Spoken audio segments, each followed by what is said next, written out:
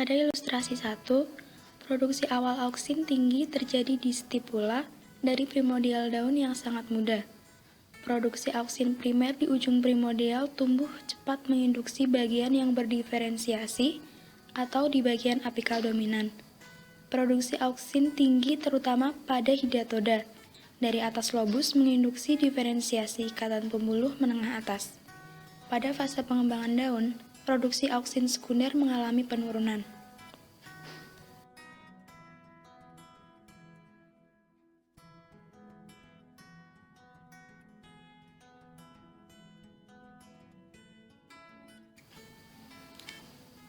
Pada ilustrasi 2, produksi auksin IAA tinggi pada organ tanaman Arabidopsis yang dipotong dan merupakan bentuk ekspresi dari gen GUS. Terjadi pewarnaan biru yang menunjukkan aktivitas lokal histokimia gen GUS selama morfogenesis daun.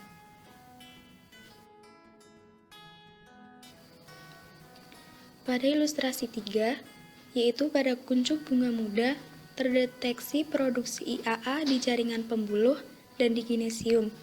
Pada tahap perkembangan, benang sari menghasilkan auksi dengan konsentrasi yang tinggi.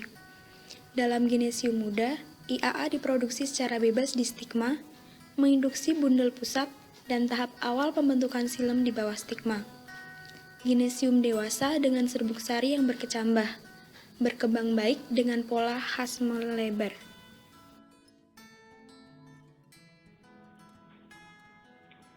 Jalur transportasi auksin pada tanaman ada dua, yaitu secara polar dan non-polar. Pada rute polar, sintesis pertama terjadi pada pucuk apikal dan ditransportasikan ke bagian akar.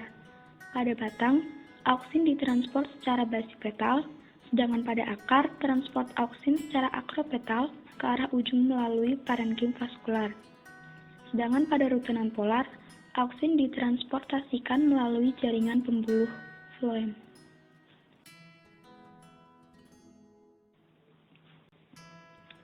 Formasi pembuluh vaskular oleh aliran auksin. Pengaruh dari auksin inhibitor dan aplikasi auksin pada diferensiasi vaskuler Arabidopsis liar dapat menyebabkan pembuluh halus di tengah-tengah kelopak, terdiri dari 2-3 pembuluh pada midvein dan 1 pembuluh pada pembuluh sekunder. 20 mikro mTIBA menyebabkan midvein membesar menjadi 10-12 pembuluh, dan pada pembuluh sekunder membesar menjadi 2-4 pembuluh. Pengulangan perlakuan 20 mikro mTIBA dan 40 mikro mNAA pada hari selanjutnya menyebabkan meningkatnya jumlah pembuluh pada dasar midvein dan memberikan efek rata-rata pada pembuluh sekunder.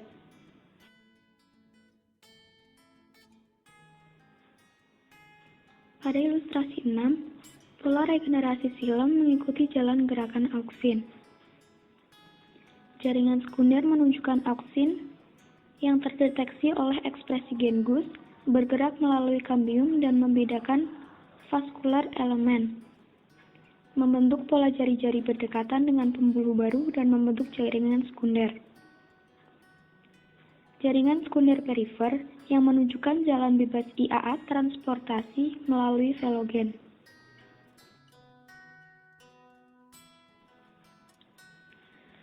Seperti yang terlihat pada ilustrasi 7 dan 8 tanaman Arabidopsis, penyembuhan luka di area silem maupun floem tidak dipengaruhi oleh IAA.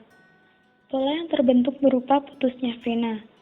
Silem terputus di bagian ujung, basipetal, dan pada bagian diferensiasi akropetal. Terputusnya vena di bagian lobus merupakan ciri khas auksin dengan konsentrasi yang tinggi dan diproduksi oleh hidatoda.